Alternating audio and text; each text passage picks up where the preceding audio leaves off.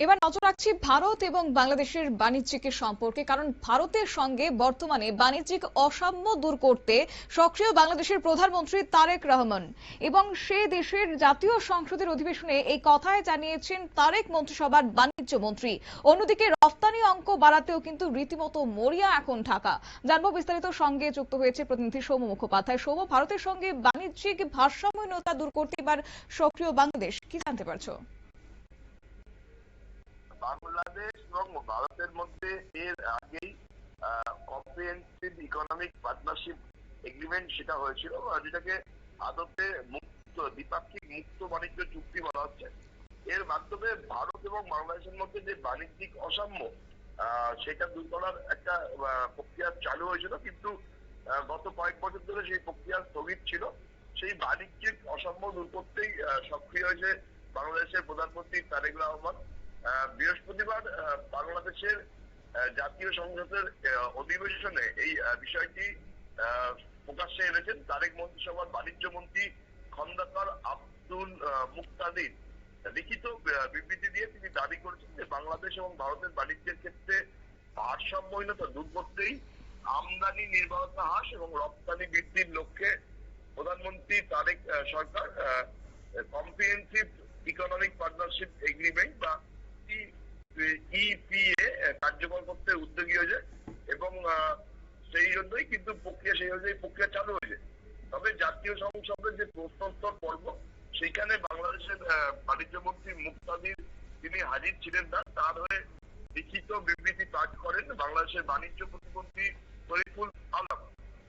তারেক রহমানের নেতৃত্বাধীন বিএনপি এবার ভারতের সঙ্গে যে সিএপি করতে চাইছে, তার মূল কারণ হচ্ছে কারণ নির্বাচনে আসার আগেও এই বাণিজ্যিক চুক্তি কার্যকর করার প্রতিশ্রুতি তারেক রহমান দিয়েছিলেন, এবং মুক্তাদিরের বিবৃতি অনুযায়ী জানা যাচ্ছে যে 2024-25 আর্থিক বর্ষে বাংলাদেশ এবং ভারতের মধ্যে মোট 1138,83,30,000 মার্কিন ডলারের দ্বিপাক্ষিক বাণিজ্য হয়েছিল।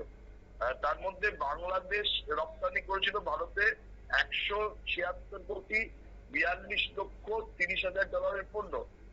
সেই ব্যবধানটা অনেকটা, কারণ প্রায় 200 কোটি কাছাকাছি বাংলাদেশ রপ্তানি করেছে তাদের পণ্য, কিন্তু উল্টো দিকে ভারত কিন্তু প্রায় 900 কোটি টাকার বেশি পণ্য বাংলাদেশে রপ্তানি করেছে। ফলে এই দুটো দেশের মধ্যে যে অসাম্য রয়েছে, সেই অসাম্য দূর করতে এবার উদ্যোগী হয়েছে বাংলাদেশের আরো পণ্য যাতে ভারতে রপ্তানি করা যায় এবং আদৌ যাতে তাদের অর্থনীতি বাড়ানো যায়, সেই চেষ্টাই কিন্তু করা হচ্ছে। সেই ব্যাপার নিয়ে কিন্তু একাধিক চেষ্টা করছে তারেক রহমানের সরকার, কিন্তু তাৎপর্যপূর্ণ বিষয় হচ্ছে যে একদিকে তারা যখন চীনের সাথে সম্পর্ক ঘনিষ্ঠ করে বাংলাদেশের বিভিন্ন পরিকাঠামো করতে চাইছে এবং যেটা নিয়ে ভারত রীতিমতো উদ্বেগ প্রকাশ করেছে, তখন কিন্তু ভারতের সাথেও নতুন করে সম্পর্ক বাড়ানো চাইছে। তবে সিপিএ বাস্তবায়িত হলে দু দেশের মধ্যে শুল্ক সুবিধা কিংবা বিনিয়োগ সম্প্রসারণ কি আগামী দিনে আরো বাড়তে পারে? দেখো, সেটা সম্ভাবনা রয়েছে এবং সেই চেষ্টাই বাংলাদেশের তরফ থেকে করা হচ্ছে। কারণ যে দেখা যাচ্ছে 2024-25 আর্থিক বছরে যে 1100 কোটি টাকার বেশি ব্যবসা হয়েছে, তাতে কিন্তু মূল বিষয় বেশিরভাগ অংশটাই ভারতের পক্ষে হয়েছে, মানে ভারতের পক্ষে লাভজনক। ফলে এই লাভটা বাংলাদেশে এবার বাড়াতে চাইছে, কিন্তু একদিকে তারা যখন চীনের সঙ্গে বিভিন্ন পার্টনারশিপে যাচ্ছে, তখন ভারত তাদের এই সুযোগ আদৌ দেবে কিনা সেটা নিয়েও কিন্তু প্রশ্ন উঠছে।